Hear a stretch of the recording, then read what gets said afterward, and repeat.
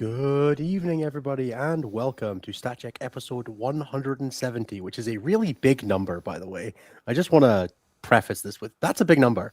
It also means we're like half a year away from 200, which is also worrying. What?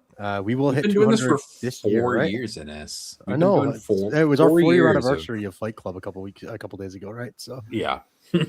Which is only a couple months after my 4th year of doing WTC. That all lines up. sure.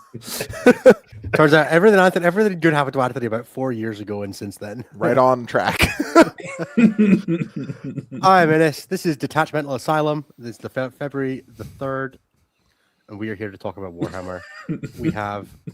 I played an entire game. Actually, I played two. I played a TTS game as well. It was great. I played Eldar. That was a mistake. That's armies.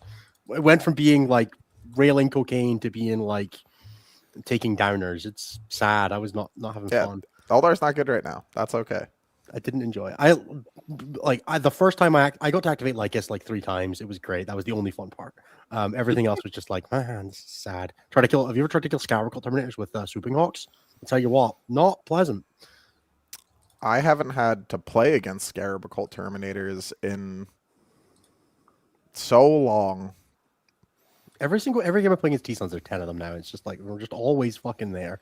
Well, that's the difference between us, right? Is that you said every single game against T-Sons, and I was like, oh yeah, I too remember 2023.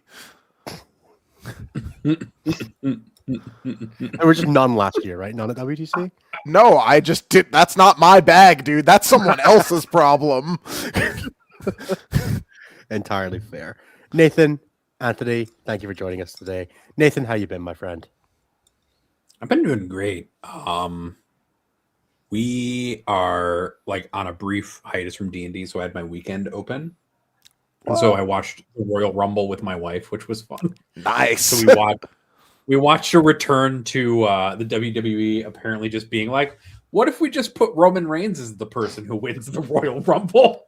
That's someone I remember from my childhood. Yeah.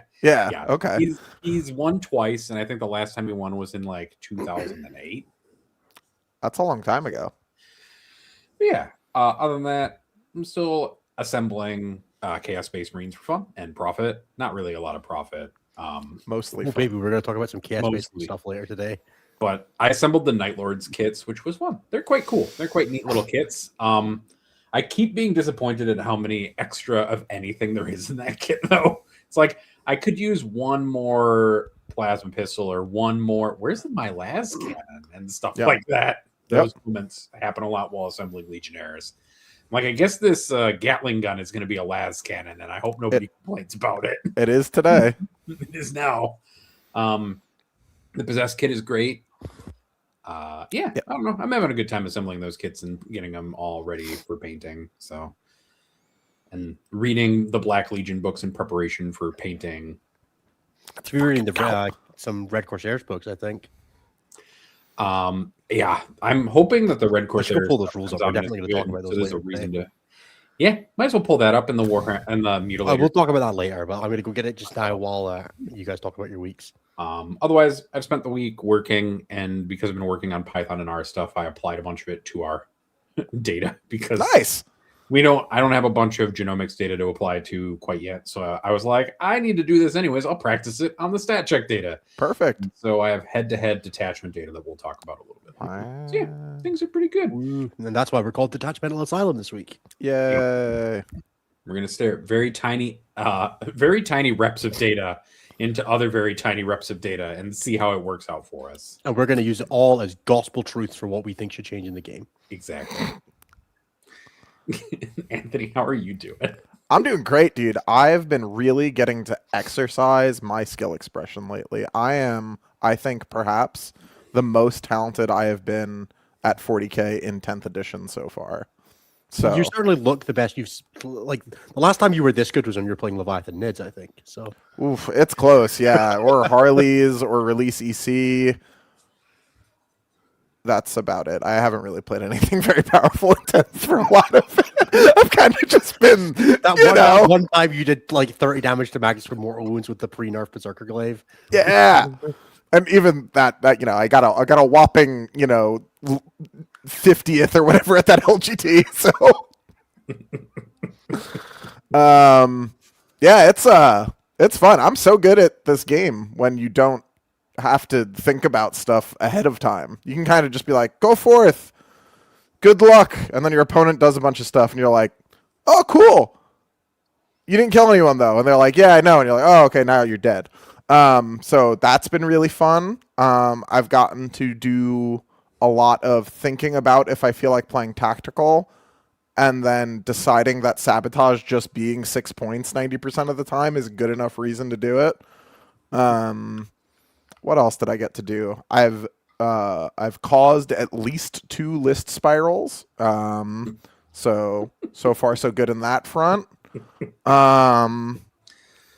Yeah, it's a fun time. We're doing this fun thing where we just like have people try, and so far not so good for the home team on the trying to take down the Necrons, but perhaps one of these opponents that I play against will realize that I just am OC4 and stand on the objectives with me, because obviously that's the only way to win. I will say a thing that people seem to have slept on somehow is the Pantheon Battle Shock strat. Oh, it's so good. Well, because normally what you do if you want to scuff the Necron primary if they're stood on 3 midfield objectives is you put a couple little dudes on each of them, right? The problem with that is that the strat could be anywhere. So if you only put 1 unit on each of the objectives, then that objective will receive the stratagem, and you will have a coin flip chance of just throwing me a unit for no reason. So what this translates into is that your opponent has to burn 6 units a turn if they want to meaningfully stop you from holding primary. And you know what armies can keep up an attrition rate of 6 units a turn for more than 2 turns? Necrons. No one else can do that. Damn. Guard, maybe. Guard maybe Guard can. try. Yeah. Guard is just there with their banners like still OC1, don't care. It depends how many of them died on the way in, dude. I played a game the other day against Orcs where at the start of their move, the Zodgrod brick was visible to the Void Dragon. So 6 of them died. And then at the end of their move, they were visible to a Hex mark. So they lost another 4. And that is too many Gretchen to lose in my movement phase or your movement phase. Yes. It's been a trip. The army is definitely something. I will say another thing that I heard a lot of like discourse around was people being like the extra AP doesn't matter in Pantheon. It's quite good. It's so good. It's so good so often. A lot of like random AP 1 and 2 in that Necron army that really benefits from being AP 2 and 3. Yeah. Also just being able to be like, sister, take invulns. Enough is nice, you know? So yeah, it's been a trip. I think the AP, the only thing slept on more than the AP in the Battle Shock strat is the amount of shooting that a Satan list puts out. You can get pretty fucked up in a Necron shooting phase these days if you are not careful with it. 10 plus. What's up? Yeah. I mean, 10 plus. yeah, if your toughness reasonable or have the character keyword, you're in trouble. And sometimes the Nightbringer just says, I don't actually care, and one taps the vehicle Dude, anyway. the last 2 games ago, the Nightbringer was just like, nice castigator, bye, in the shooting phase by himself. Doesn't have to go that way, but... Yeah, the Nightbringer Sometimes doesn't have to kill your stuff, but he definitely does quite a lot. Yeah, and that one advances and charges. He's a real asshole. So, yeah, it's been a trip. The army is just like blatantly obviously too good. It's blatantly obviously too good in a way that doesn't ask you to be particularly good at the game if you take enough strash around it. You kind of just, make sure no one gets behind you. Check for that. Call it a day. The Satans go in the front. The trash goes in the back. Don't let people get behind you. Win games. Go get them, folks. That's it. That's how I've been. I've been a Necron's main, and I'm really leaning into it. You are the Loud King to complement the Silent King. I am. That's correct. Short and furious and noisy.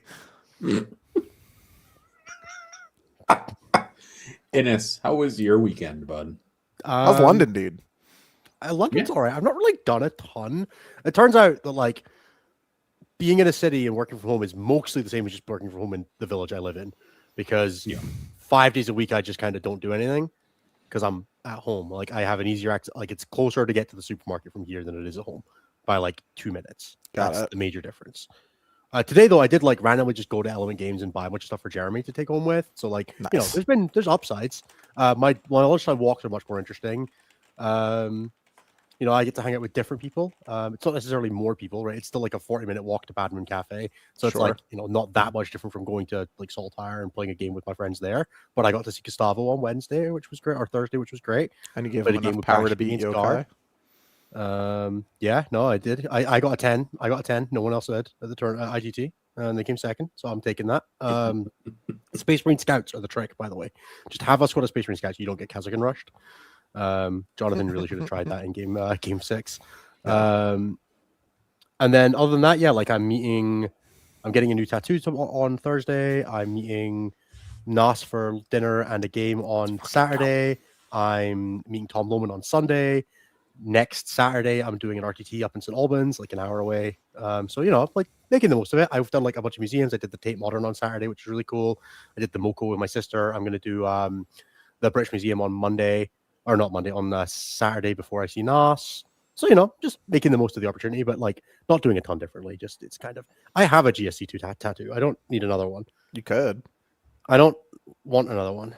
Okay.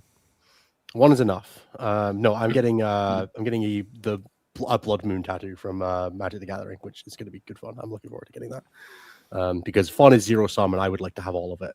Is what it represents. Yeah, fair. What does that tattoo represent? It represents that non-basic lands are mountains, and that's all it needs to represent. So yeah, that's me. That's what I've been doing. Oh, I'm meeting Jeremy on Thursday before he flies back. We're going to go grab dinner. Yeah. And I'm going to hand him a bottle of whiskey and 3 Emperor's Children Demon Princes. We see what the high trade is over in Canada: demon princes and whiskey. Yeah. Yeah, you take what you can get, right?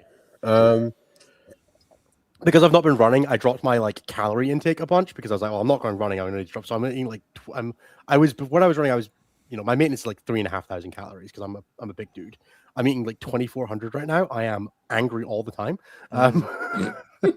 Just angry. Just angry all the time. There are like 6 half-eaten bags of snacks around here that I'm like, I can't have that. And just in Ireland, there's like 2 cookies from a bag that I bought last week. There's like half a bag of Haribos. I'm like, can't have them. Well, you're doing a good job. Just sitting there taunting me. It's awful. I didn't realize how much I don't eat until you guys were here and were like, Anthony, are you done eating for the day? It's 6 p.m. And I was like, what? Yeah, bro, we had lunch and nothing else. I was like, I guess we're just not eating dinner. That's fine. It's fine. No one said anything. I was just like, yeah, whatever. Yeah, I've been doing all right. I'm like, shake. I do like a protein shake for breakfast, like 500-600 calories lunch, some snacks, and like 1,000 calories for dinner. It's been fine. I'm just angry all the time, and that's probably okay. Same, brother. Maybe that's the root cause. So yeah, we shall see. It's going all right. Nathan, how about yourself? Ben knows what it is, dude. We can do it again. No, the only thing that's different is somebody noticed the tree is gone. I took it away like several weeks ago. Someone's outing themselves not watching the show. SMH, dude. I didn't turn the camera. I never moved the camera because it already does weird shit like turn everything orange randomly. God, that's the best. I love when we get Quentin Tarantino movie in Mexico, Nathan. It is most of the time, and the funniest thing is if I move my hand closer, it's like just enough white on screen that it turns the correct color balance again. Yeah, good. It's like, Your camera knows what you are. It's true. I've never been able to say anything different than what my camera says. I am on par with this. Yeah, I guess we'll talk about data then. We'll talk stats. Let's do We can data. stats That now. seems reasonable.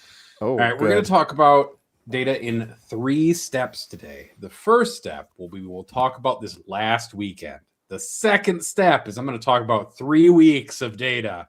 The third step is we're going to talk about head-to-head detachment data in whatever order floats our boats. Okay. Currently, it is by detachment. And I'll talk about some things to stuff. understand when we look at it. But for now, we're going to go to the week data, and I'm going to pull up this faction summaries sheet. Pardon me. All right. Top of the win rate. Thousand Suns. With 31 players, a 3.7% meta representation, a 57.74% win rate, and a 2.36 over-rep because they won 2 events, top 4 to 7 events, and top 10 11 events. 1,000 Suns. Or they won twice, My top boys. 4 to 7 times, top 10 to 11 times. Yeah. I can see Notably, why this- Anthony just doesn't think about Thousand Suns. Fuck that noise, dude. No, thank you. In second place, the Necrons. What? What? They are 83 players. They make up almost 10% of the meta. They're 9.92% of the meta. That's So many for a That's so non-Space many Marines. Necrons. That is, by the way, more than basic Space Marines. Oh, they're 57% God. win rate effectively. It's 56.93.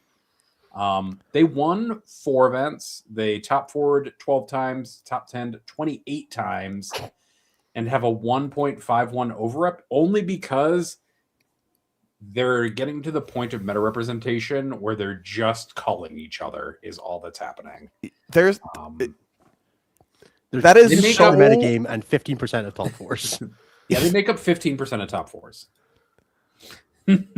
And it's a vibe. I looked at the T-Whip numbers recently. It's about the same. They make about 15% of T-Whip. So, yeah, I'm just going to put that out there. Cool. Necrons I are doing cannot great. I cannot wait to do detachment data for them.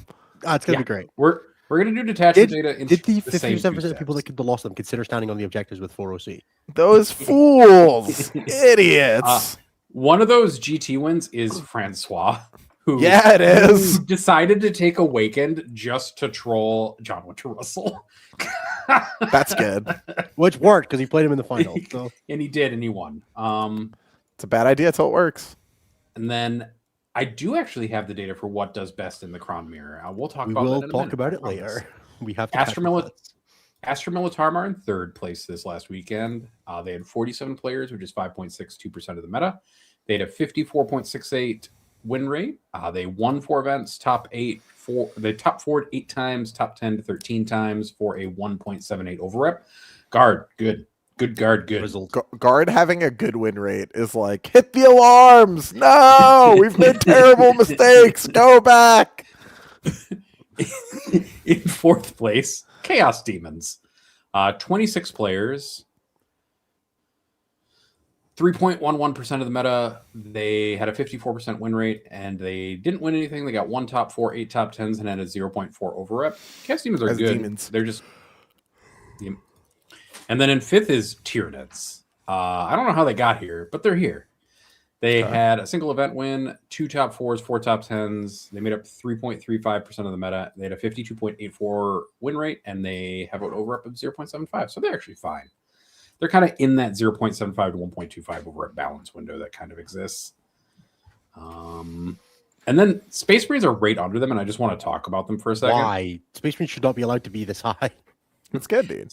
There were 73 Space Marine players. That is notably 10 less than Necrons. They had 11 top 4s, 22 top 10s, and 8 points. They made up 8.72% of the meta. They had a 52.5% win rate, over up of 1.58. So, you know, A bit high. still good. Just a bit. Still good. At the other end of things, Imperial Agents did nothing. They had 5 players and they had a 30% win rate. Eldari are the second from the bottom. They had 33 players, a 39.74% win rate, a Fuck, why single did top I 4, I just 2 bought top more Super 10s, Dogs, guys. and a 0.32 over rep. Adeptus Mechanicus were second from the bottom by win rate. 14 players there. They did win an event though. They got a top 4, Okay. 2 top 10s. That They sounds do have right. a 40.77% win rate and a 0.75. I think that faction's just maybe a little harder to play than people expect it to be. Yeah, AdMech is a lot of things. Bad. Second worst in the game is not what I would call it. No. This is also notably by win rate. So third from the bottom is Dark Angels. They had 22 players, a 42.59% win rate. They got a single top 4 and 1 top, which is their top 10 and a Good for 0.5 them. over it. Rounding out the bottom 5 is Gene Stealer Cult. There were 9 of them. So normally God. wouldn't count them, but I felt like counting them anyways. They have a 43% win rate. They had a single top 10, so they have a 0 for overrep. Other event winners from the weekend, Emperor's Children won an event. They had a 44.4% win rate. Chaos Space Marines won an event. They'd have a 44.8% win rate. Tau won an event, and they have a 47% win rate. Space Wolves won an event. They had a 47% win rate. Blood Angels won an event. They had a 48.9% win rate. Orcs won an event, and they had a 49.26% win rate. There was also like a 750 player team event in the UK this weekend and a big team event in Asia. So there's a lot of Warhammer this weekend. Did you say? Yeah, notably the number of I didn't say world leaders. You want to know world leaders? There were 830 players this weekend. As an aside, moly, that's a lot. And there were 20 events. There was a fuck ton of 40K that occurred over this weekend. Yeah, world leaders are. They had 40 players. They had 4.78% of the meta, which is notably a drop, a quite substantial drop from they're where sliding. they've been. Yeah, they're just every patch it gets lower. They had a 47.8% win rate. They top 4 twice, top 10 9 times, and have a 0.52 overrep. Half for overrep. Yep, half. Oh, Imperial Knights won 2 events. I almost forgot them. They suddenly won events. I don't know how, but they did. And they had a 50.7% win rate. So, they're doing okay. And I-Knights are fine. I-Knights are exactly where they should be. I don't know the rest of the stats. They're a list that can snatch wins if you're unprepared. And if you're unprepared for Knights, you deserve to lose to them. That's true. Much like Necrons. Exactly. All right. Detachment. Would you rather fight 5 Big Knights or 5 Catan with chaff? Like, bro, it's not even a question. Obviously, the Knights. All right. Necron detachment win rates. The vast majority of their games currently are played with Pantheon of Woe. About twice. It's 127 games of Pantheon. It has a 60.6% win rate. The second most frequently played one is Star Shatter, which has 91 games in this data set and has a 56.6% win rate. And then after that is Awakened Dynasty, which has 67. Curse Legion. I lied. 74 games and a 49.3% win rate. And then Awakened, which has 67 games in this data set and a 70.9% win rate. It's fine. It's okay. Perfectly fine. At the very bottom of that, though, is Hypercrypt, which had 13 games and a 23% win rate. Notably, probably not very good. And then Cryptek Conclave, which had only 5 games, has a 60% win rate. Let's go, that guy. Well done. Let's go, fucking Necrons. Reclaim those stars, kings. Yeah, the stars have shattered, and all the star gods have poured out. Unfortunately, is the problem. Yep. Pantheon of Woe also literally is just like the fact that the attachment he was just telling you to go cry about it is my favorite part. Yeah. Oh, Astra is basically all Grizzled, by the way. There's 230 games of Grizzled and 5 games of Hammer of the Emperor. Do you know how good an attachment has to be to convince guard players to play it? Yeah, that's true. Like guard players play Siege Regiment, unironically. They're all just playing Grizzled. Reroll 1s and 1s is just, it's like crack cocaine. It's just a feels good mechanic. Every army should have it. And it is a 55% win rate with Grizzled. It gets dropped a little bit by the people who are playing Hammer, but that's about it because it's 20% win rate. So all one of them. Yep, all one of them dropped the win rate like a little bit. I bet that guy had a Baneblade. That guy's my hero. What a king. He did drop the win rate by a single percent. He could just be giving that Baneblade rerolls from Leontes and living his best life. But all right. Any other detachments that you want me to look up before I grab the 3-week data? Space Marines, Blades of Ultramar, Ultramarines, Gladius, the usual. All right. Let's find Blades of Ultramar. I think it's important to check in on these things. It is the most popular Space Marines based detachment with 164 games. That is the vast majority of them. And has Blades a or Gladius? 54% win rate. I'm actually kind of surprised that the vast majority of people have jumped over to Blades from Gladius now, but I'm kind of glad. It certainly does feel like the Victrix nerfs have put it into a position of being like, do you know what? You probably don't need more than one, and if you're not playing more than one, you probably don't need to be blades. So it makes Notably, sense. my Or you probably don't need to be favorite Gladius. is that Spearpoint Task Force exists. Has Yep. 19 games in it and a 74% win rate. Dude, that detachment is fucking good. It's good. Gladius, though, because we asked, is the second most popular detachment after Blade, and as So Gladius is the first and second most popular detachment. Yes, Gladius is the first and second. It has like a 53% win rate for Gladius. As always, whenever Gladius is above 45, you're just like, something bad happened. What's on the wind? What's going on, guys? Yeah. All right, let's take a look at the 3-week data, and then let's do some detachment head-to-head, because I have some ones I want to know. I'm going to close this, and I'm going to open just this one and make sure that I open to the right spreadsheet. Cool. Awesome. Amazing. All right. Who do you think is the number one by win rate in this data set? Guard. No. Thousand Sons. No. Necrons. It is Necrons. Yeah. They have 190 players in this data set. As an aside, 3 weeks of data for anyone who's listening. They have 9 GT Plus wins, 26 top 4s, 60 top 10s. They make up 7% of the meta. I will say, though, that I think this is mostly down because of the first week of the data set where Necrons hadn't quite caught up to the curve. Yeah, also like they're 10%, which means like over the previous 2 weeks, the average is much like the average. It's going up, right? Like this is a trend line going that way. They make up overall 13% of top 4s. They have a 1.74 overrep in this data set and a 58% win rate. It's a 57.9 in a number. It doesn't matter. It's okay. Right behind them with 155 players is Astra Militarum. They had 7 event wins, 18 top 4s, 38 top 10s. They make up 5.8% of the meta. They have an 8.65 top 4%, which is 1.48 for overrep and a 54.7% win rate.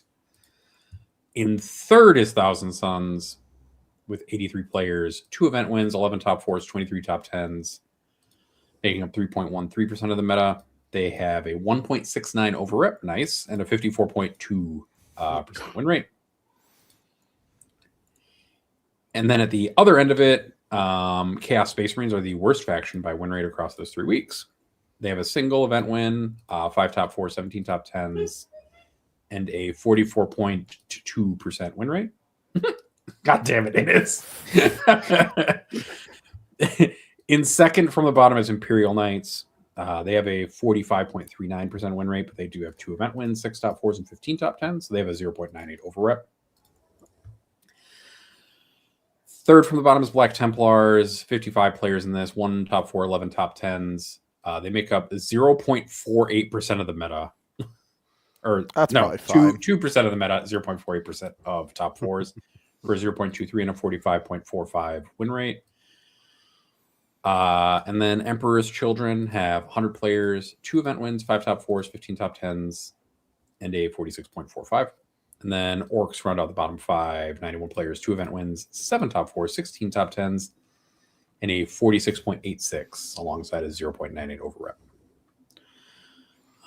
Other major event winners are Tau, who have 3, Deathwatch, who have 3, Space Marines have 4, 220 players, 4 event wins, 22 top 4s, 48 top 10s, notably making up 8.3% of the meta. They have an overrep of 1.28 and a win rate of 49.79. Space Marines should not have an overrep above 1. This is not okay. Blood Angels have 4 event wins. They have a 49.57%. Death Guard have an event win. Space Wolves have 3, which is strange to say, and a 48.36. And that's kind of it for... Oh, and I already talked about Orcs, Emperor's Children, and Imperial Knights will have 2. Almost all the factions have won an event at this point in the last 3 weeks. Custodes have not. Drukhari have not. Chaos Knights have not. Grey Knights have not. Black Templars have not. And that's it. So just a handful of factions that haven't won events. I think it's very important that people are aware that Tim Penny is back and laundering money in our chat again, as he has sent. And Tim, obviously one of the hosts of X1, a wonderful, wonderful individual that we love dearly here at Stashik because he's one of us. Thank you, Tim, for the $5. It says, all hail our robot overlords. And I personally perfectly agree. All right. Detachment win rates. Here we go. All right. So let's start off. I have a list of a few things that is this detachment win rates for the month or is this the head-to-heads? So this will be detachment win rates for the month. I'm going to shut up for a little bit. All right. Pantheon is a 64.7, which is effectively a 65% win rate. Awakened has a 58.2. Star Shatter has a 57.8. Cryptect has a 56.9. Canoptic has a 56.6. Cursed has a 54.4, and then Hypercrypt has a 22% win rate. Sorry, Kit. You're out there fighting the good fight, brother. All right, and then Space Marines. Here we go. There are so many games of Blade Ultramar. There are 479 games of Ultramar. Yeah, there are, dude. Almost triple the next one, which is Gladius. And it's a 52.4% win rate for Blades, and then a 55.5 for Gladius, which is like a 53% win rate between the two of them for Gladius and Gladius Light. Outside of that, Stormlands has a 90% win rate with 11 games in it. I think that's kind of neat. Sure. I was about to get like, whoa. And that's kind of it for there. Let's see what else I can What find. detachment has the single highest win rate for the game for what's left? For what's everything else? Above 10 players. Yeah, I'm gonna sort it real quick. I don't need to hear about how Imperialis Fleet's one guy who went 4-2 has the best win rate in the game. He's doing his best. I'm sure he is, but he's not. It's an anecdote, Stormlands, which has 2 players, but if we go down, the best detachment with more than 10 players. 10 players is what I meant, not 10 games, but yes, thank you. Is Thousand Suns has 47 games, which is basically 10 players, and a 69.15. But then right underneath it is that Grand Coven? It's Hex Warp Band. Okay. And then Pantheon of Woe. Pantheon of Woe has a 65. So Pantheon of Woe is the second best detachment of the game after Grotma's Thousand Suns. You heard it here first, guys. So 2 questions. Have the Thousand Suns won anything? Yeah, Thousand Suns have like the Hex Warp thing specifically. Oh. Or is it just a lot of going 3 and 2? It's probably just a lot of 3 and 2s. Maybe a couple 4 and 1s or something like that. Yeah. No, I can respect it. Down in the mines doing honest work. Do we have overrep for the detachments? Is that not how that works? I don't have that right now. Okay. Because I would be curious what Pantheons was. Pantheons is around a 4 because I looked at how many people are playing it.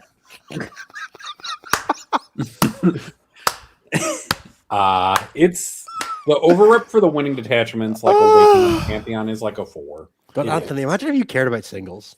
Why aren't people just standing on the circles with them, bro? Are they dumb? I'm glad we have this edition's just make more changes. How does overrep work? I feel like it's about our once every 30 episodes where we explain how overrepresentation works. So overrep is a go for it. You're better at this than I am. Oh, overrep is a ratio. Oh, now go it is. Now go. I'm gonna stop. Okay. Overrepresentation is the ratio between how many people are playing a faction and how well that faction is represented in top 4s. So specifically, a ratio of 1-to-1 would be a overrep of 1. That is, for however many players there are, that's roughly how many top 4s they are. So if there is 10% of the metagame is Space Marine players and about 10% of top 4s are Space Marine players, they would have an overrep of 1. If in that same situation, 15% of top 4s are Space Marine players, their overrep would be 1.5 because that's the ratio between the two. So an overrep of 4, in the case of Pantheon of Woe, means that for every 1% of players that are playing Pantheon of Woe, they're making up 4% of top 4s. So if they have a representation of, I'm guessing about 3% based on our data. Something like that, yeah. They're making up about 12% of top 4s because that's the ratio between the two. It's 4, so you multiply the event participation by the overrepresentation ratio, and that gets you their top 4 placement.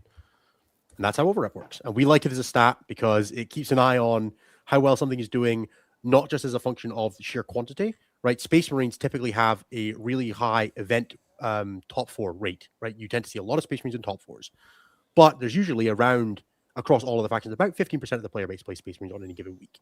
So the reason we use overrep is that it kind of makes that not be noise, where we can say, yes, there are, 7% of the top 4s were Space Marines this week. That's 1 in 14. That's a lot of Space Marine players, but they were making up 15% of the tournament. That actually meant that they did worse than they were expected to based on an average win rate. We also usually, when we're doing like our big breakdowns, we compare win rate, event wins as a raw count, because we still like to reward winning, and overrep, so that we get a sort of general feel for how they're doing in the field, how they're doing at the very top end, and how they're doing at the top end, but not quite always at the top end while related to player population. Yeah. Cool. What he said. Back to stats. That was good. All right.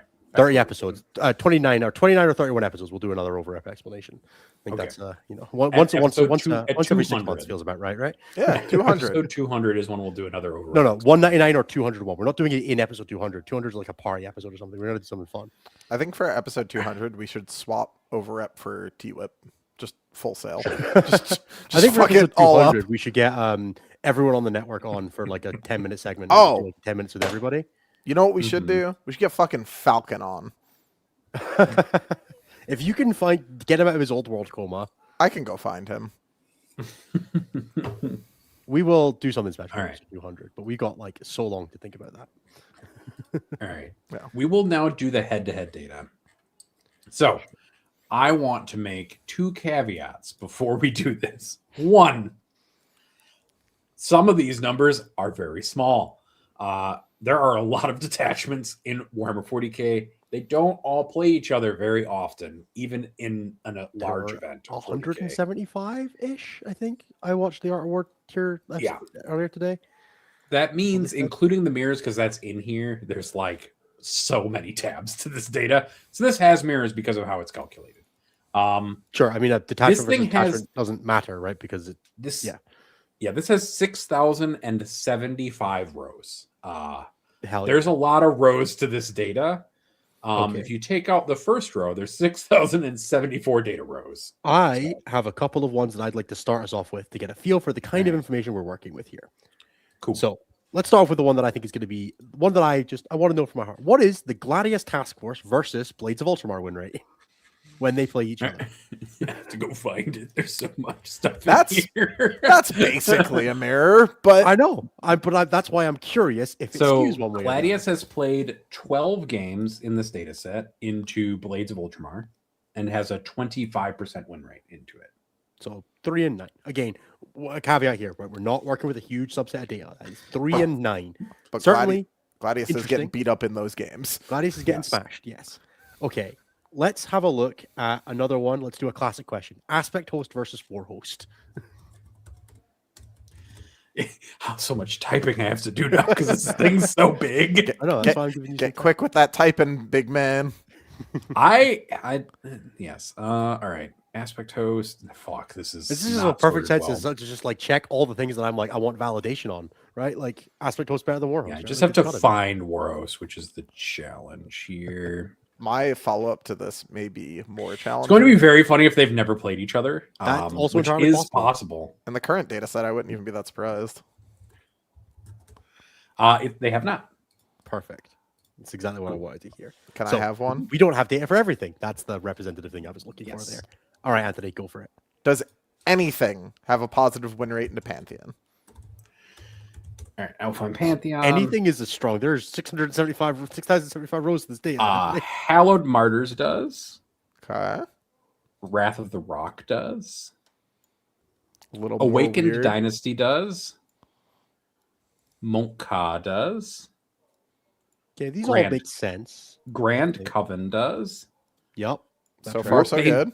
Warpbane Task Force does. That blows my mind.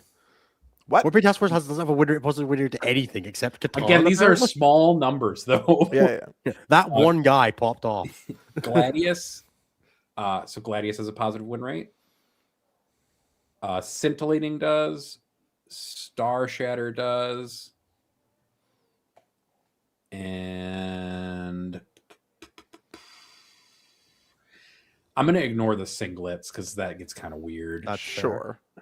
I was then- just broadly Scintillating curious. and Warpbane blows my mind. I Both have of those not watched make- a fun scintillating game into. So notably, the most common matchup that Pantheon faces are Grizzled, Ultramar, Coterie, other Pantheon of Woe players, Virulent Victorum, Berserker Warband, Infernal Lance, Saga the Grateful. What this is kind of Shield telling me Host, is it's playing against the 10 most popular attachments at about the rate that the 10 most popular attachments show up because it's 10% of the metagame. Yeah. Notably, Pantheon has a 61% win rate into Grizzled, Sure. 60% win rate into Blades of Ultramar, a 70% win rate into Coterie, a 50% win rate into itself, and an 89% win rate into Virulent Victorum. And then everything until Wrath of the Rock is 57 or higher, basically. 72% win rate into Berserker, and 86% win rate into Infernal Lance. What? Fucking shout out to the 28% of players out there beating Catan with Berserk. 72 to eaters. Ah! It is 7 games, mind you. Don't get excited. Yeah, that's 7 and 2. It's not. This data also it still has a little bit more cleaning to happen to it, just to be sure that it's all right. But But what we're it kind is of getting mostly at here is correct. that, like, okay, let's pull it aside. What's from that? What does that tell us about what's having a game into Pantheon at least? Is it sounds like it's stuff that's somehow durable enough to survive, or killy enough to make it a game. To get Those seem to over be the the two hump things. against some of the units. Yep. Mhm. It's like Blades of Ultramar, 40% win rate. Yeah, that track. Gladius had like a 60 something, you said? Like, makes sense, I guess. Hallowed Martyrs, I can see trying to kill some Hallowed Martyr shit being annoying when they keep getting back Just up. getting wiggly with them, dude. Just Getting getting wiggled fucking. at. yeah. Warpbane, maybe it literally can kill every scoring unit in your army by teleporting around you and never letting you connect to anything, I guess. If you play Pantheon like a normal army, where you're like, I'm gonna put my trash up and then I'll put my important units out later, I can see losing to all the uppy downy armies basically. Yep. Oh, Which is what I actually, think is boom. happening against Warpbane and Sin. We got the uppy downy man himself, dude, Ruben. Yep. Yeah. Drop armies into Pantheon players that just think, oh, I'll just push the Catan forward with the trash. I don't want to, I don't want to get my Catan shot. Here's the screens. And then it's like they played like turn 3 onwards with 4 Catan that are And nothing just else, and no home field. cleaving everything in the path Yeah. in front of them, but Yeah. cannot hold their home objective. Yeah, I can see that. Yeah. Yeah. I wonder if there's a Okay, world RPG. where like the actual way you try to approach that is like 6-inch drop army that can actually get in behind them. If there's like a build-in sort of stuff like Demonic Incursion that can maybe just like literally go around the Catan enough. The problem with incursion is that you're gonna take bigs, right? So now you're trying to 1v1. Yeah, no, but I'm like saying like if you don't take bigs. Incursion did win Just the lone fuck game. What if Demonic you're just like, Incursion- I got Kairos and Allure to change that are going to teleport, and everything else is just fucking like dogs and shit. The- Nightbreaker's going to chew on Alone- this 10. Nightbreaker's going to chew on these 10 pink horrors. A beast and Nurgle and praying for them to roll ones. the lone game into Demonic Incursion won. Nice. There That you one go. game. There you go. They also lost to Hammer of Averni, though, so and Look, to Orbital Assault Force. Double Oath is not nothing, right? Like, I don't want to sit here and say Hammer's an amazing detachment, but Double Oath is still good, right? I guess. They lost to Warhost. Bro got wiggled at. I Bro mean, could look, not yeah. deal with 10 Fire Dragons fire and fitting in and out of a One ruin. That's what it game. was. Yeah. I mean, you can lose to anything as the Satans, right? You just Yeah, sure. shouldn't. Yeah, but what if you bounce can suddenly become, but what if you fail your 4/4 with vulnerable saves? I rolled I saw Jack Harpster's list for Wet Coast Warbands, which had triple fire prism. I rolled my first activation of 3 fire prisms and 1 tap to Catan. I was like, oh, these are broken. Well, the second one it did 3. I was like, these are terrible. Average is sounds about 11 right. though. Yeah. If I had $1 for every activation that my opponent walked up on me in these Necron games, and everyone knows the average of how much their unit does Yep. into a Satan now, so everyone's like, my Oath Repix, whatever, does 9, and then it's like, pass both the invulns on the laser. How many now, big boy? 7. I know the math. No, I couldn't tell you. You expect nothing from the lasers.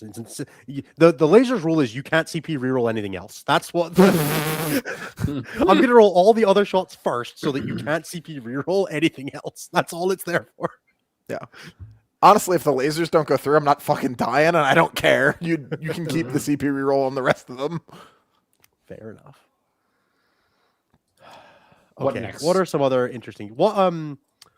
Okay. What's Awakened? How does Awakened do into those sort of like those top 10 armies that we chatted about earlier for Make me Pantheon? scroll all the way back to the top of this damn. Bro, we are spreadsheet. just here to talk about Necrons. I don't know why you scrolled know. away from them.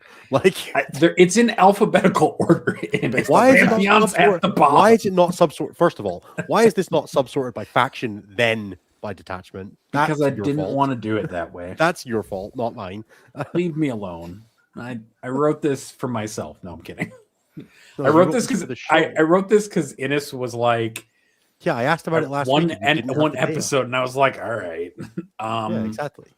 all right, Come on. Awakened, a 40% win rate into Grizzled, That seems bad. 50% win rate into Gladius, a 37% win rate into Berserker Warband, That makes sense. a 62% All right, guys, stop playing Awakened win Dynasty. rate. That's what I'm getting from this. It's not good. 62% win rate into Star Shatter, a 60% win rate into Infernal Lance, a 40% into Monka, and a 60% into Scintillating. It does have a 75% win rate into Pantheon and Coterie. It has an 100% win rate into Warpbane. Yeah, that makes sense. Yeah, them and everybody the fuck else. It has a bad It's matchup into Pantheon. Hallowed, similar to the other Necron detachment. It has a 0% win rate, notably into Hallowed, with 3 games in the pocket for that. Maybe Hollow Bar is good. Did anybody try that detachment? A smidge, just a little bitch. They got Typhus to stop playing Bringers of Flame. Like, it must be pretty good. I got Typhus to play Warhammer. That's also true. I think Thailand got Typhus to play Warhammer. Oh, congratulations fair. to the StatCheck team for winning the Asia Teams event. That's Hell right. Yeah, they did great. Let's go, They did boys. so well. Let's go. That team did so good. Good job. Well done, guys. We're all proud of you. There's not as many games for them into other Necron mirrors. They do have an 100% win rate into Canoptic, but it's just one. They have a 0% win rate into Cryptek, which is probably because they got Dev Wound in the My face. warrior brick. Oh god, no, dear god, the tomb blades. Yeah. Take 30 dev wounds. Do you have a feel? Do you have? But a Awaken knowledge does of that? well based on this into Pantheon and into Star Shatter. With And positive Scintillating, rates of notably. growth. And Scintillating. And it is... I've been told by several people that the Awakened Dynasty matchup into Grizzled is volatile, is how it was characterized to me. That seems reasonable. Did they say anything about why? I think it's just all about Dorn activations, but that could just be... I'll have to Certainly, ask I Francois a have little more seen about it. Dorns resolve into warriors repeatedly and not kill them, and also one tap them, or close enough to it that it felt like one tapping. Mhm. Okay, Yeah. I think that's a I think what reasonable Francois amount. ended up telling me was that he had 3 units at the end. Yeah. Let's if- next. Shall we talk about the new Chaos Space Marine stuff? We should. Let's do it. All right. First of all, models, new mutilators, new Iron Priest. Is that the only new stuff they showed off? I think that's the new stuff they showed off.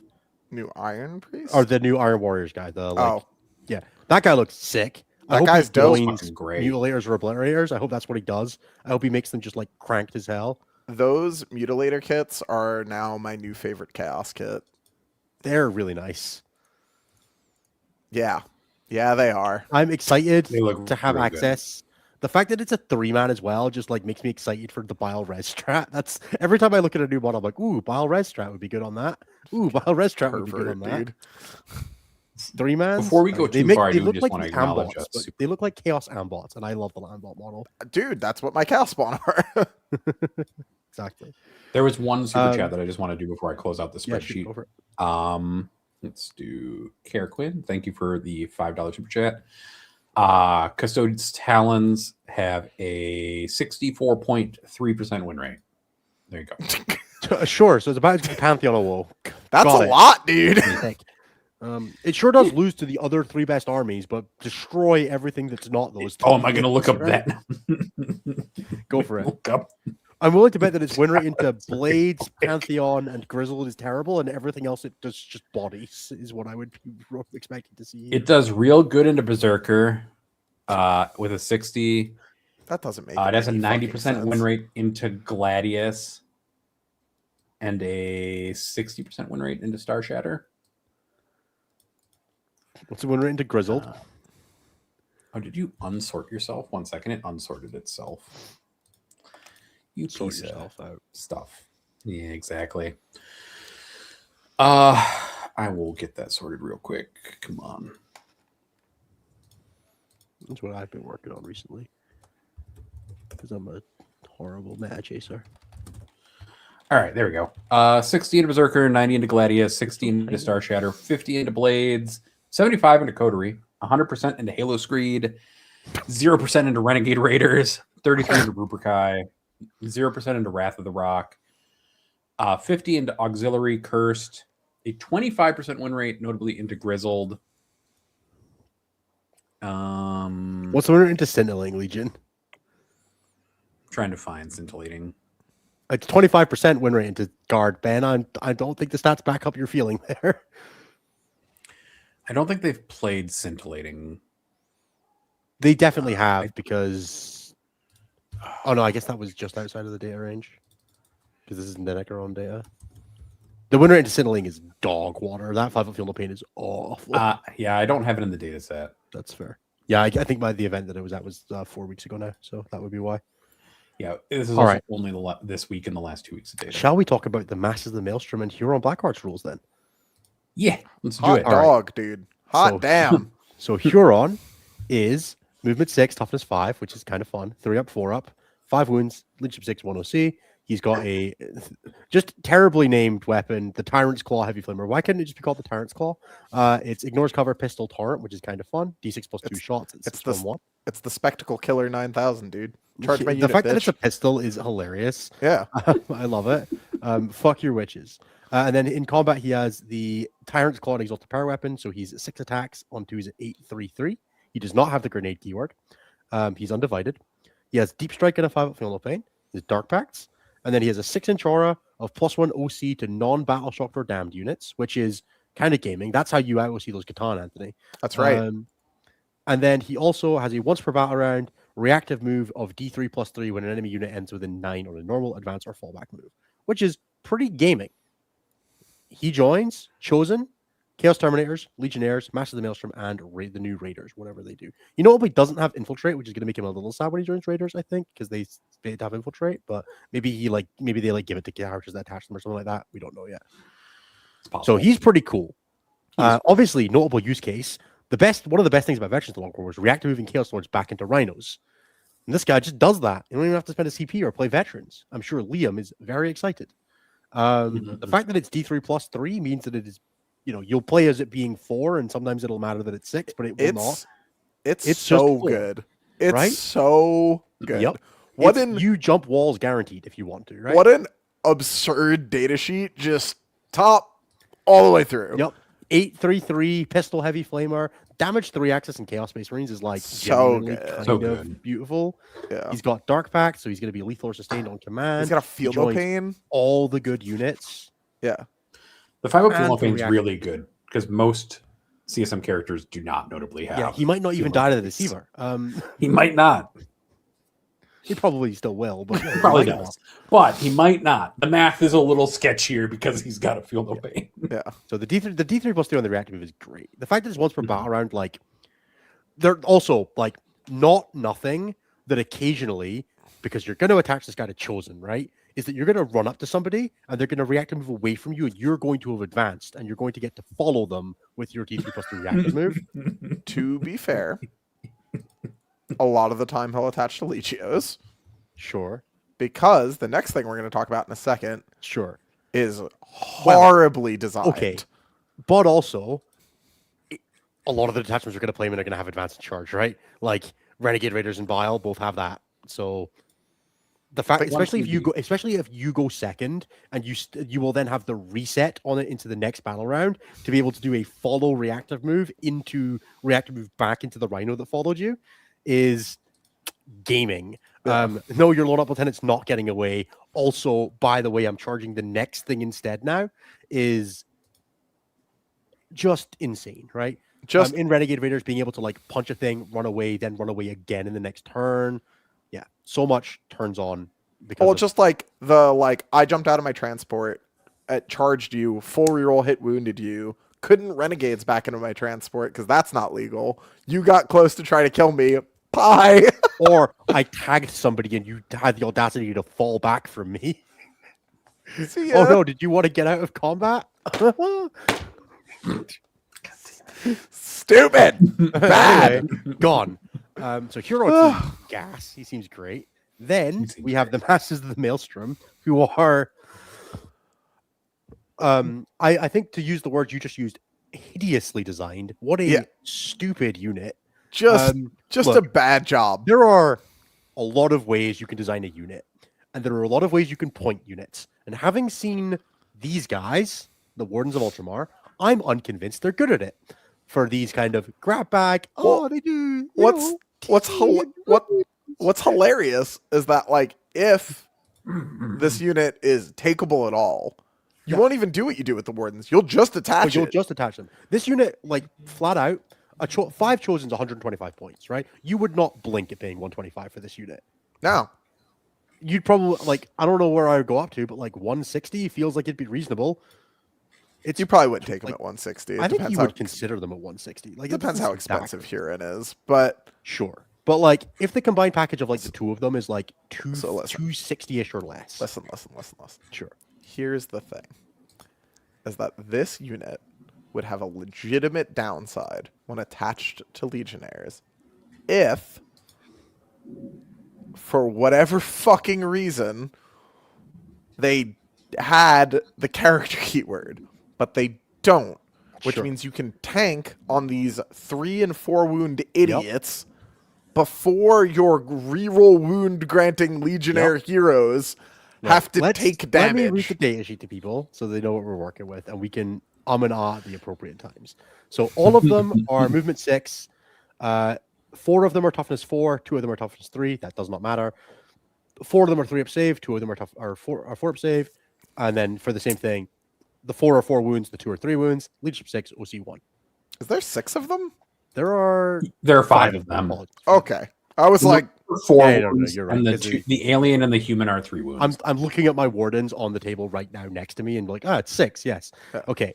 So they have a grab bag of shooting attacks that boils down to like 6 AP 1 shots, of which a fewer damage 2 and strength 5, and then 1 las cannon at strength 6 with precision.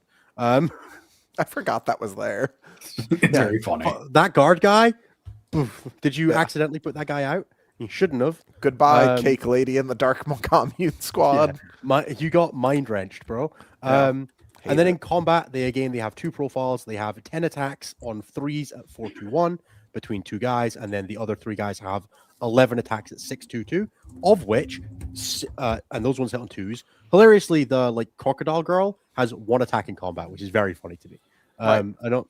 She's incredibly good. One attack. No, she doesn't get. The lore on that character is like, this is the person who hunts down all the traitors from within, and they're all terrified of her. Like a third of an intercessor sergeant. Yeah, exactly. She's the bonus attack an intercessor sergeant gets. Okay, now the six of those 622 attacks are anti-character 2+ precision. Yes, for reasons. reasons. Whatever. That's a normal rule. Fuck that Nightbringer. I'm so excited for this whole unit to cost as much as 1 MOE. This unit's going to be, whatever it costs, it's going to be stupid. It has no core abilities. It does have Dark Pacts. Okay, then it has 3 other rules. on top of 18 wounds. Choice samples. And they're all good. My favorite. So, while the apothecary guy is alive, you can res a model in the command phase, or if there's an excluding characters, which these guys aren't, Notably, by the way, keywords: infantry, epic hero, grenades, chaos, chaos undivided, master of the maelstrom, and one guy's a psyker. So your cabal of chaos fanboys can run with that. I didn't even know they had grenades. Yeah, They do, I mean, they doesn't have matter. Everything grenades. in chaos has grenades, except Huron, apparently. Most of world leaders, but yeah. Sure. If there's anything within 3 from infantry that's below starting strength, you can instead choose to gain a CP, which is pretty good, right? CP generation in chaos, you Quite take strong. it. Yep. Cool. Then they let you redeploy 3 units, even if they're in a transport. Why? Because wardens get to, so they had to. Oh, duh. Yeah, Idiot. the wardens do it, so they had to. Bet there'll be 90 points as well. God, I Well, hope. they have totally not a grenade. And then they have once per battle, after this unit ends a normal move, which can be Huron's reactive move, by the way. Yeah. So if somebody runs away with one guy, one shitter on a You wound, pick an enemy unit within 12 invisible, and on a 2-up, it takes D3+1 mortal wounds. So originally, the first time I read this, I thought that was reactive. Like your opponent moves near you, and then you're like, get him, and you do some mortal It's wounds. offensive. It's so stupid that it's offensive. it's Like, it's great kind to of, stack it makes with sense. Like, grenades. Chaos Patrons have the aggressive version of the rule, right? But, I guess. Sure. so anyway, 5 of these guys attached to Dealer's Choice, 5 Legionnaires or 5 Chosen. Chosen will stick around a little longer, have a little bit more utility with durability, and give you advanced charge without spending stratagem. Legionnaires will make them hit a lot harder because full rerolls notably quite good. Legionnaires also a good bit cheaper, and you have a bunch of these guys to tank on. Notably, they're not characters, so you can use res strats on them. For example, the Bile res strat that reses D3 plus D3 models, and they're natural res, so you can res D3+1 models. You can use that on them, which is probably fine. Them attached to Legios, the look on your opponent's face when 4 of these fucking idiots have died, and you're like, damn, dude, anyway, command point, bloop, they're all back.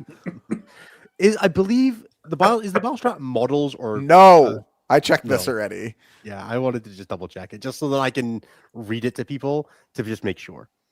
So the stratagem is 1 destroyed model is returned to your unit. If your unit is a battle line unit, D3 destroyed, D3 models are destroyed or returned instead, excluding characters. So you can lose the Everybody 4 guys but the aren't apothecary. Yep. and then bring them just all back. Yep. Yep. I love It's it. I love probably everything fine. about this unit. It's very funny. It's probably fine. So anyway, yeah, but I'm gonna play some Bile when these guys come out. This seems great. Plus, can I'm sure we'll get a 500 worlds attachment or 3, probably 3, based on the You previous can one. make like a really like proper, pretty good in a less fucked up meta. You can make a pretty good like MSU hammers out of rhinos with this because you can have like a bile brick. And if you're this, just you can like, have the hey, I'm not board. playing Catan in teams, I bet that's fucking great. There's some other things that cause problems for that Look, archetype. scintillating is still scintillating, still not fun. I get it, but and guard and ultras. yeah. I'm not saying it's. I mean, you're gonna kick the shit out of Army 5. Yeah, the Army 5. No, that's probably Sisters. That might be touch and go as well. Army 6, though, has got it fucking coming for him. So write that down. Watch out, Army 6 through 8. Traditionally, the thing everyone's very afraid of on a team comp. Melee pressure's coming for you. Okay, cool. I get your point. This unit seems fucking insane. Yeah, It this might unit's tough. still Chaos Space Marines might still suck, but They don't suck. They don't even suck right now. Renegade Raiders is one of the best armies in the game. and this should be very good in Renegade Raiders, right? Like 100%. Yes. It's I good even that just like the Huron fact is that good if in you're the, like- his own. You just like your transport dies and your 11 guys fall out. You take 2 mortal wounds, and your Legionnaire comes back to put you 3.5 inches closer to your charge target. It's just such a good play pattern. There's a lot of good options here, dude. I think this unit is really good. I think it's gonna be really cool. I think it's gonna be either egregiously overcosted or egregiously undercosted, and it will in no way be balanced. They're not going to get it right. They didn't. Here's the thing, right? I give Games Workshop a lot of shit. However, this wound is self-inflicted. They didn't have to do this. All they had to do was put the character keyword at the bottom, and then like 80% of the abusive nonsense with this unit fucks off. But they didn't do and that. you could even just say like they can't like you could still let the Corpse Master return non-attached characters, right? He could return those guys to the squad and it'd be okay, right? Like it might be good. You could point for that. He shouldn't res his homies. If those guys get dropped, fuck them. Like, You guys are named characters. Don't die on the job. yeah, what are you doing? Embarrassing. Cut it out. I think it's comedy that CSM got the usable res before World Eaters did. Hey, you have a usable res. No, I don't. don't think I've ever seen an 8-pound get returned. I've done never it. seen. I've done it one time. Sorry. I've never had anyone do it to me. I've seen it happen twice ever. I've never gotten close to being able to do it. I'm super excited when just the Slaughterbound lives. If not the whole unit has died, I'm like, yes, yes, So yeah. I specifically lost a guy to an explosion when they were staged. That was it. That was the only time I've ever gotten one back. And it was like the best day of my life, right? Like my Rhino died, the 8-pound, I was like, oh my God. It's happening. Yeah, I was already getting a 20. It did not matter. Of course. Yeah, right. Yes, correct. Oh, Christ. Okay. World I should do the Eaters. plugs and then we should do some questions. Nothing like playing an army that's actually good to let you look back at your main and be like, wow, I was just out there doing stuff, you know? Out there in the mines, hoping your opponent made a mistake so you could get a 20 instead of just getting one. Oh God, so good. Now you know how me and Liam feel when we pick lists for WTC. You picked the wrong thing on purpose as a joke? Like Liam playing Eldar and you playing Tyranids that one year? Look, we had a bad year, right? Like, last year was great. Look, 2024 was a bad year for a lot of reasons. That was one of them. It was a very strong component. All right, I'm going to do the plugs. Oh, I need to scroll. Give me 1 second. Why don't you have them up in front of you, Innes? You do this every week. I'm tabbing out to them whether I have them in front of them. I have so many tabs open because I'm writing articles at the moment for Goonhammer that I have just like so many tabs I need to find where I'm looking at. Okay, everybody, we're about an hour into the show. We've still got more to come after this, so please do stick around after this short commercial break. I'm here to talk to you about the things that keep StatCheck on the air. If you are in a position to support us and you would like to contribute monetarily to StatCheck continuing to do cool things, you can check out patreon.com/StatCheck or the YouTube memberships. There's a thing in the description box below. I don't know what the link is called or anything like that.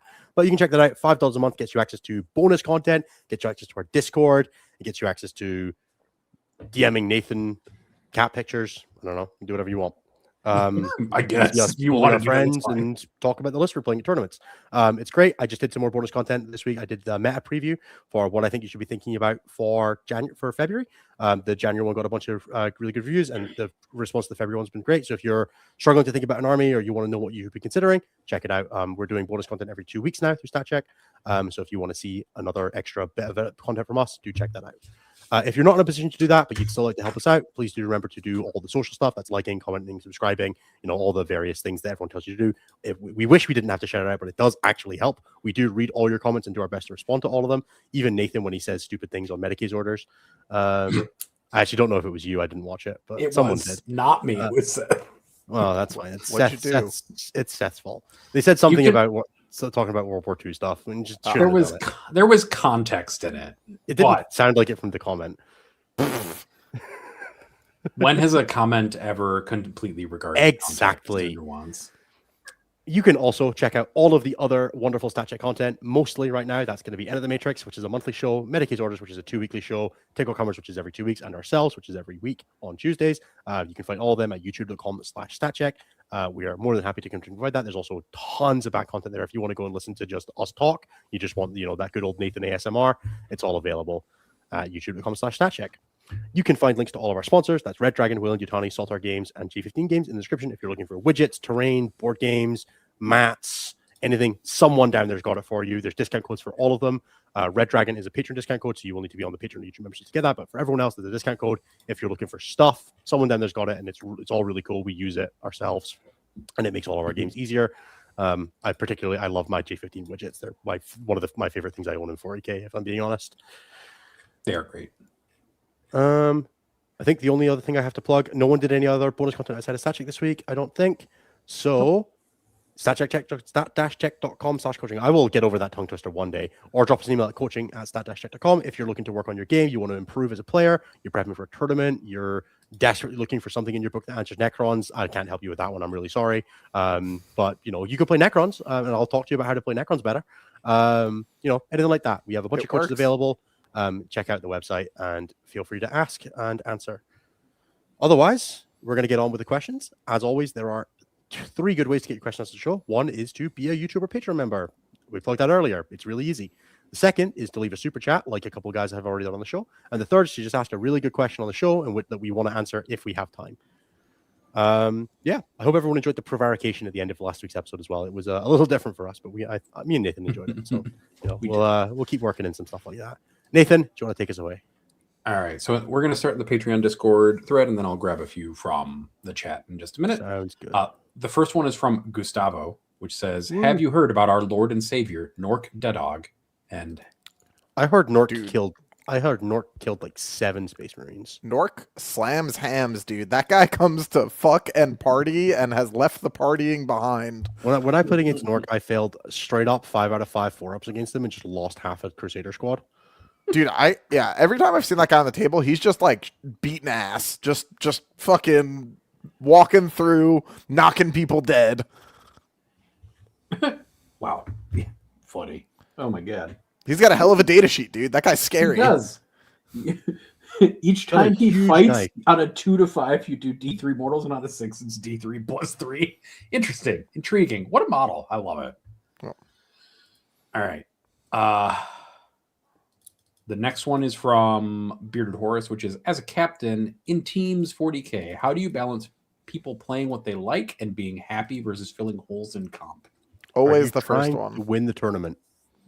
Like specifically, are you like going with the team with the intent to win the tournament with a bunch of people who are good at winning tournaments? Do the second. If you're not, do the first. Even if you are, consider doing the first. Consider the first, yeah. Consider the first for like at least half your guys. Yep. You'll know the guys that are flexible. Let them be flexible, right? Like if your players are like, hey, I'm trying to be flexible, let them be. If they're not, play what they want, play what they like. Also, if you have a good one trick at something, don't let them use the teams thing as an excuse to snowflake about on random new shit when it's not actually helpful. Fair. All right. Next one is from Seth, which is, why did Innes start talking about the books he is reading as soon as Medicaid's orders started doing book reports? Is he jealous of our success? Oh, I finished Malazan and suddenly was reading a bunch of new books. That literally was it. Yeah.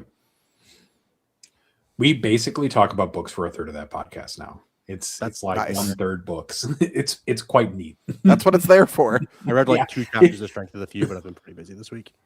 I've been reading the Black Legion books because we're doing our next book report episode on the first one. I like Aaron Dembski-Bowden, but he needs to stop trying to make me care about like Kevin the Infant Skinner or whatever the fuck Night Lord is coming up. I don't like the Night Lord books. I do like the Black Legion books.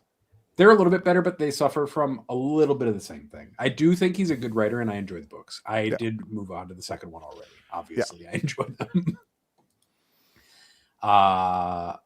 Where was I? Oh, yeah.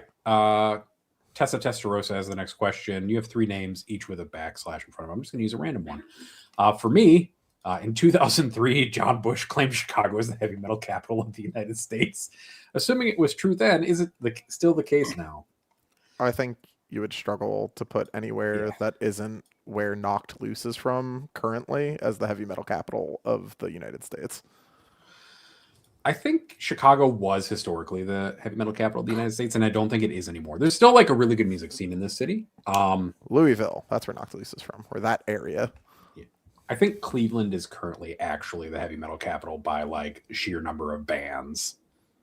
But not a lot else to do in the Midwest. That all makes sense. True. This shit sucks. I'm not going to say that. I'm not going to say it on the show. I'm not going to say it. You're not going to say it. All right. And then the next question is, also, I've read that the scientific species name of the so-called electric blue tarantula, Chilobrachys natanacarum, means of/from Nathan. Is there something you'd like to tell us? Yes, I am secretly a spider lord, and these are all my spiders. Nathan is just the drow god. Yeah. Just the secret god of spiders. There you go. All spiders are mine. Also, those spiders look really cool. I looked up the image of one, and they just look like they have been dipped in neon blue paint. Oh, that's sick. The next one is from John Johnston. The new Iron Warriors previews have convinced me to bite the bullet and start an Iron Warriors army. Odds are they aren't going to get their own breakout codex, so what's the best starting point for CSM right now? I already have a Christmas box and a Forge Fiend. Buy 3 Legionnaires, buy 3 units of Noise Marines, and then tag Arestus in stat check and ask to see how his Noise Marines are done, and work backwards from there. Nice. The Emperor's Children box is actually also pretty good if you want to invest in Noise Marines at the moment, because it comes with 18 Noise Marines and like a Demon Prince, and you can turn Infractors or the other guys into Legionnaires if you wanted to. Basically the same thing. Yeah, also like the Legionnaire kit guys. will do your Chosen and stuff like that, right? Like it's not that complicated. If you want It's a little Chosen, sketchy. Age of Sigmar Chosen with a backpack. They do look real good. I mean, I just gave Bind like the weapons and was like, these are Chosen. You could do that. They're the same model. Yeah. All right. Gene Stealer Paul, who still has the best avatar in the entire Discord. My best friend is new to Teams and 40K in general. There's a local Teams 40K event with a team that is looking for some players to fill spots. Questions. Should my buddy join even if he's a newish player? Note, he occasionally times out playing his main guard. How would a totally new person start playing Teams? I would make the place he is currently at as a pilot very clear to the team, but offer it and see if they're interested. Better than not having a player. Yep. I'll take a guy that occasionally clocks. And Whatever. like the best answer for how do you get better at it is you just do it, right? Like it's the same as anything. You can't talk your way into being good at Teams. You can just do it. Right? No, it's just how do you start playing teams, and it's You just start going to team events. Ultimately, that's not very helpful, is it? Sure, you talk to your group of players. When you go into your game, you make an evaluation of how well you think it's going to go, and you tell your team that, and then you try to do your best. Yeah, but most of the time you just play like it's a singles game. It won't be that weird. Yeah. All right, Chris. All right, Chris Polly has the next question, which is: me and some friends are planning on doing our first Teams event this year. Should I take my agents to the Imperium? We are mostly just going for vibes and don't plan on being super competitive. Then yeah, the answer flipped from no playing. TS. Take the thing you'll have the most fun playing. If that's going to be agents, fine. The only thing I'll say is make sure your team is aware that you're taking agents when they plan their comp and their goals, because you don't want to just like, oops, by the way, that happened to Paul this weekend. His team just like YOLO swapped like 4 lists before like the day of the list submission. It didn't tell him, and they just like showed up with like a hammer, Baneblade, and stuff. And he was like, "This wasn't what I was like signed up for and planning for." So make sure expectations are the same for everybody in the same place. Yeah, I would love that. All right, next 2 questions are from Isaac, Pot of Greed. Have you heard of our Lord and Savior Sly Marbo? I typically play primarily against well-built guard lists if I play against them, so no. Sly Marbo is 1 OC. 10 Catachans cost 10 points more and is 20. That can hold an objective against a Catan, and Sly Marbo can't. My favorite memory of Sly Marbo is having a very short charge into him from an advance and charging unit of Possessed, and then rolling a 12 and managing to surround him with 4 Possessed and then killing Bonskos behind him. My one and only Sly Marbo memory is him overwatching and then fading away from me repeatedly, and that being kind of annoying. It will happen. But that doesn't happen anymore. He doesn't do that. So all right. And then I don't know why you would play Sly Marbo. He doesn't seem very good. He's cool. Sure You'd run him in like almost every other army of the game, but guard has stuff to do with their points. Yeah, guard has the best 65-point units in the game, right? Like just play those. Yeah. Then there are 2 questions from Isaac that are basically the same. I want a combat patrol my choice for an RTT win. Which one should I get? Right and wrong answers only. I don't actually know what's in any of the combat patrols off the top of my head, unfortunately. But I'm gonna go look, and I'll come back to me. All right. I think the right answer is like the Emperor's Children one is pretty good, and the wrong answer. Actually, I know what's in the Iron Hands one, and it's 2 Far Strike servo turrets, and I think you should do that. You should get the Dark Angels one. Yep. I think the Dark Angels one kind of sucks. But I have no idea what's. That's the point. There can be right and wrong answers. He wanted both. Oh, that's true. He did want both. That was just my answer for both. There you go. And then, this T-Suns one looks pretty baller. 3 rubrics, or a rubrics, a prince, a shaman, and 3 enlightened. That seems pretty good. That's not bad. Or The World Leaders one's okay. Yeah, but then you Eldari have to have one is World Leaders models, kind dude. of Ew. trolling. I've ended up winning like 4 of the GSC one, which has been really nice because it's a really good The box. G-Star Cult one is very good. Yeah. The Custodians one's the best points, right? Like it's a Blade Champion 5 and then like 15 guard. That's about Yeah, like one of 15 them's guard bad. and 3 Alaris. yeah. You're halfway to a Custodes list. Like that's a Custodes army. yeah. Yeah. Yeah, And I think you then should do the the Custodians last one. question- That one seems gaming. And then the last chat for our question from Patreon is from Grigori, which is, what is your favorite color scheme among armies you have and why? Probably the new version of my Eaters that Jim's painting up now, which is Black Legion top to bottom pretty much, and then the Corn stuff have red shoulders and helmet. I like my Eldar best of the armies that I painted. With the the blue. I like the They have the best scuffed white painted, black power armor thing you have. just for all of my where they're all the same, so I can share rhinos across my Yeah. Chaos Marines and my Space Marines. But yeah. I like it. I think it looks cool. Nice. Yeah, I mean, it's simple and it doesn't. It takes damage well, which is important when you fly as much as I do with my models and don't take much care of them. Yeah. My models are a thing to play the game with, and that's kind of it. I paint them because you have to, and it's nice to have finished things. But I like my bronze Eldar a lot because they look like elves coming out of the forest in ancient armor because they have like it's really nice. I flower love petals making and it. It's stuff like fucking- that on them. yeah. They look quite nice. Ennis forgot he played Nids right I there. forgot I played Nids, they're so terrible. But like when I finish painting a Nids model and I finish it, oh god, they look so good. The Behemoth color scheme is just so cool. That's fair. It just takes Also- fucking forever. I think I have more unpainted Tyranid models than I have of any other army that I own painted. I have like Damn. 10,000 points of unpainted Tyranids. It feels like It's Hilarious. easy to get that many. It is really. Well, I have like that many unpainted ones. 5 of everything in the Leviathan box unpainted. I have like 18 unpainted Von Ryans, 30 unpainted Barb Gaunts, like It's a lot. 3 unpainted Screamer Killers, 3 unpainted, just everything. I think I just have all of it. They're all sprayed red, but nothing's painted.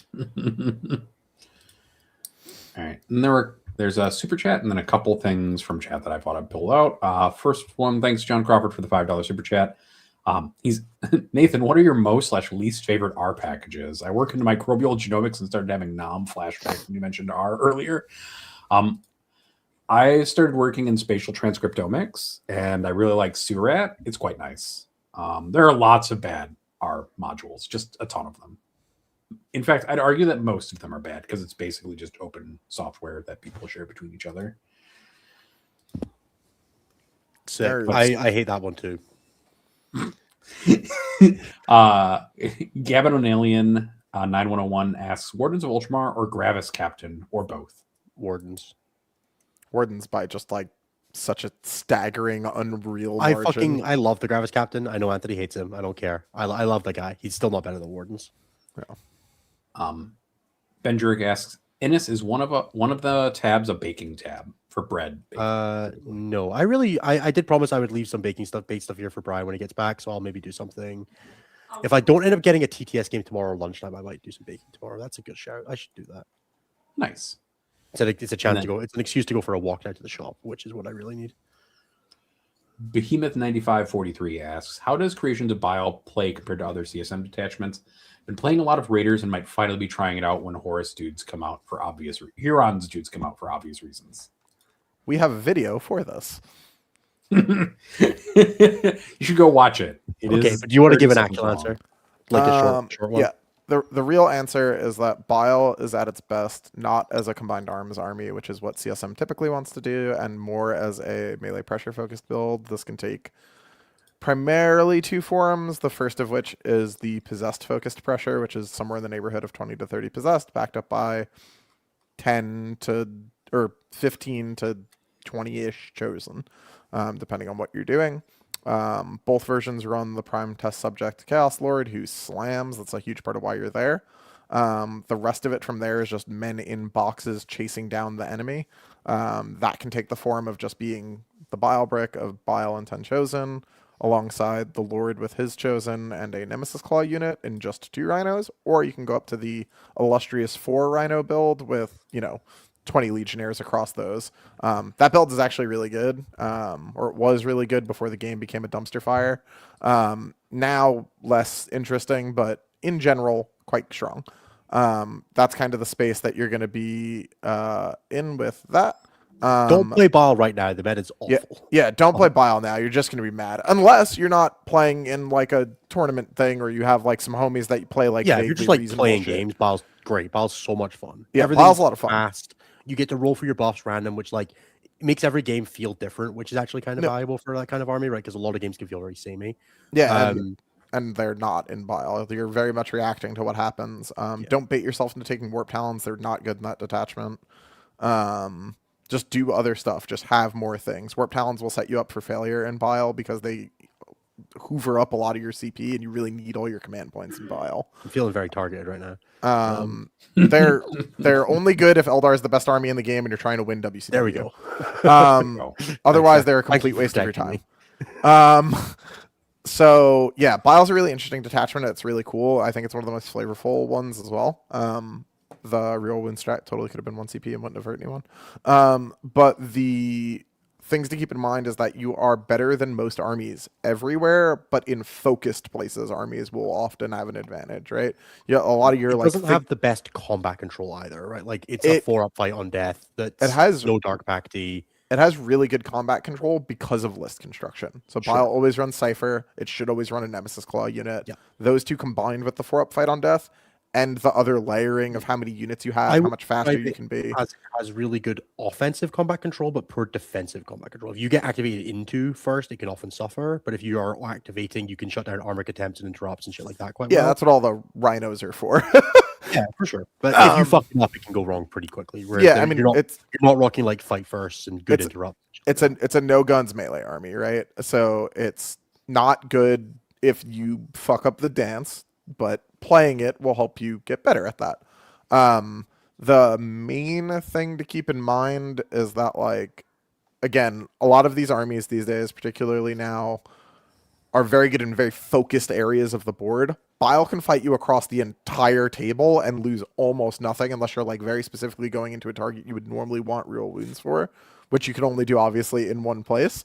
But Bile is really good. Like if you hit like weapon skill attacks or like attack strength or some combination of like 2 of the offensive buffs, it's real like woo and off to the races. Like you can do a ton of damage in Bile in a different meta. So yeah, it's a lot of fun. I would just, build it melee heavy, build it to the best of your ability, MSU-ish, and work backwards from there. Or play the raid boss build that we made Nathan play. It was fun. And what's good about Renegade Raiders is that it's MSU bullshit at an extreme. It's just one of the best ways to play MSU bullshit in it's game. So good. Just like 20 units, just fucking activation out the ass. You can make anything hit hard. You can't make anything be like a hammer blow unless your opponent opts into it. But if your opponent's not opting into it, they're usually not scoring. The addition of the Trader Enforcers has added a really fucked up element to Renegade Raiders, which is they require a very disproportionate response to them being on an objective. And that starts the snowball in the Renegade's favor very fast.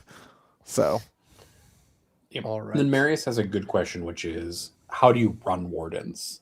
You just run them around solo like objective dance with them. Basically, they're like, "Hey, we're 18 wounds of has invulnerable saves and could use stratagems. Would you like to drastically overcommit to us in order to make sure we're dead and get activated into by a Space Marine army, or would you like to let us be OC 5 on this objective?" The math is something that like a Storm of Fired Repex is only like 50% to kill them or something ridiculous like that. It's 64 or something like that, I think. But the number is way lower than it should. Yeah, the numbers are not like 90 something, right? Which is where it should be. You're just like one bounced 4-up invulnerable save on that big lance away from being like real sad. Yeah. Yeah, like they're durable. They give you a redeploy, which is really powerful in Space Marines because you can commit super hard to a flank that you smell weakness on. So your opponent has to cover for a lot of options as an army that is incredibly quick, right, when it wants to be, and often relies on like picking fights in isolated areas, and that's a good combination. There's also like in some matchups you just like stick them into your intercessor squad. You have an 11-man that can stick you a bunch of objectives and be really fucking obnoxious. That is quite fun in a couple of games. Not something you'll do often, but when you do it, it's hilarious. There's nothing like an OC3 intercessor on the middle objective just saying, what are you going to do? I mean, we're gonna get that soon in CSM with the Huron. Yeah, 100%. There won't be Huron, much sticky going on. but about the Bile thing. Huron is a huge ad for Bile. Damage 3 access in Bile? Yeah. Just another like man in box with his fucked up unit doing fucked up stuff when they get the Bile buffs. The day that when Huron's also just like a massive proponent of like God, when he hits strength, he's gonna be such a fucking he's gonna be just so good at killing vehicles by himself. Yep. It's gonna feel great. Yeah, Yeah, that he's unit's very gonna good. be just hitting attack on that unit's gonna be so obnoxious as well. Yep. It lets you get essentially a second chosen squad or Yep. a second Bile break. Yeah. And the fact that it's like capable of coming out of a transport, killing a thing, and then getting back in, which is not a play pattern Baal gets to do, where Renegade Raiders and Vets do, is one of the things Baal is lacking, and is one of the things that like can push you towards like being like, oh, I'm trying to try and play War Towns. Like Baal, like Huron just gives you that. He's just like, here, what if you just like did that? With another brick. Yeah. Also, minus and a second red strat. Yep. That -1 to hit is like often just like Better than AOC? just enough. Just enough. Better than AOC because it lasts the phase. Yep. It's just enough to be like, oh, a little bit of heat, right? It's Yeah. just a little bit of something. Liam is playing Aspectos for this weekend. Yeah, look, Liam is not. None of us are Liam, unfortunately. If your name does not start with Liam and end with some 22 character monstrosity. yeah, you just like you shouldn't do what Liam does until you've seen Liam have results with it, right? Let Liam, if Liam goes and gets like 100 points at this tournament, then we're going to be like, all right, maybe that's an Aspect Toast build that other people can get 70 points with, and that's going to be fine. And if he gets like 60, you're gonna be like, oh man, yeah, you shouldn't do that. Mortal Men playing the list that Liam plays is like -half. I say that as someone who has tried and failed. Yeah, we've all. I've tried to talk to Liam about list writing before, and every time I end up just with like a headache. It's Van Sichel and Loge, Eric.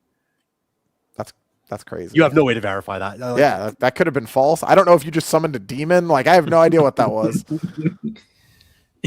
All right. On that note, I think we'll go to the thing that gonna Innes do it. hates the most. Yeah, I don't hate it when you're doing it. I hate it when I have to do it. That's true. All right. If you join the most expensive tier, which is the crisp high 5 tier, Oh, and it's the German team finals, Eric, I believe. I don't actually know. It's on Tabletop Herald. You'll never find it. yep. Or the Cold of the High 5, depending on which one you want to. At the end of every episode, if you join that tier, which is $15 a month, you get thanked at the end of every episode alongside a bunch of in-person benefits. I give out tokens to people if you see me at an event, so you would get a token, basically. And kisses from the Polish guys. That's what they offer. I can't. But you get to make these custom calls, and I will now read them. Thank you to Christopher, Nathan, ASMR Enthusiast Irvine. Thank you to Willow Weeks. Thank you to Dan F. Thank you to Luke Harridans taking the Subway McCarthy. Thank you to David Shrug Emoji Clark. Thank you to Exhaust. Thank you to James H. Thank you to Colton, Dan F. Miller. Thank you to Fungus. Thank you to John V8 Gang. Has anyone tried reasoning with the Catan? Thank you to Cam, F. Dan Morton, Hog Emoji, Hog Emoji. Thank you to Lady Malice's Footstool. Thank you to Josiah Gattle. Thank you to Frankie. Thank you to Isaac. Tonight on Stat Check, Nathan sorted data in a way that made me sad. Anthony was short, furious, and noisy. And Innes only 1010 to Gustavo, #washed, Tirada. Thank you to Sloths Can Fall Over 100 Feet Without Injury. Thank you to Thomas. The good thing about a kitten is that I have now had to update my tetanus shots for coition. Oof. Thank you to Stephen. I have a sickness, and the only cure is declaring more charges in my opponent's turn, Ross. Thank you to Tom, Gorgon Con Submarine Services H. Thank you to going to have to roll a 4++ to see if I survive my wife finding out I'm getting 3 of the Heresy Custodes box. Just roll 4s. How hard could it be? It's good practice for the rest of the army play. Thank you for thanks for being here, folks. Thanks to Floof. Happy holidays to the Stat Check crew. I hope you know what a positive influence you all have been. Also, select Floof, it's February. Yeah, you got to change that, Floof. There are holidays all the time, but there are holidays all the time, but I feel like that's not what Floof's talking about. True. Thank you to Come On Me with a Gucci Adventure, trademarked. Thank you to Nerfed for crimes committed by better players. Thank you to John Garza. Thank you to Henry. Penguins' white bellies are actually camouflage against the sunlight from aquatic predators below the wizard.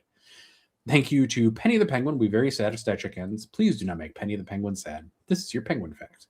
And then thank you to Matthew, Paint Engine Aficionado. Thanks, Matthew. Thanks, everybody. Thanks. We appreciate you greatly. That is We'll everybody. be back next time at the same place. Maybe there'll be changes. Maybe there'll be new rules. Maybe we'll see what these obliterators and mutilators do. Maybe there'll be literally anything. Maybe we'll all just be here complaining about Pantheon again. Truly, no one can say. No one can know. I don't have a singles event until the end of the month. So, there's 17 days, Games Workshop. You could do something for me. There could be so many. It could be better. It could be better. It could be worse too.